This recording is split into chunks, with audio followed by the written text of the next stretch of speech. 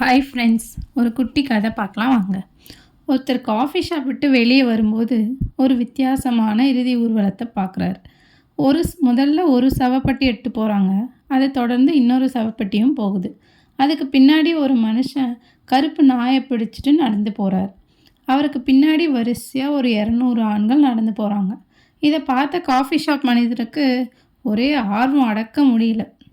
அவர் கருப்பு நாயோடு நடந்து போயிட்டுருக்கிறவர்கிட்ட போயிட்டு கேட்குறாரு, என்னை மன்னிச்சுக்கோங்க உங்களை தொந்தரவு பண்ணுறதுக்கு, ஆனால் இந்த மாதிரி ஒரு இறுதி ஊர்வலத்தை நான் என் வாழ்க்கையிலே பார்த்ததில்லைங்க. எல்லோரும் ஒரு வரிசையில் உங்கள் பின்னாடி வராங்க, இது யாருடைய இறுதி ஊர்வலம் அப்படின்னு கேட்குறாரு. அதுக்கு அவர் சொல்கிறார், முதல் சவப்பெட்டி என் மனைவியோடது. என்னாச்சு உங்கள் மனைவிக்கு?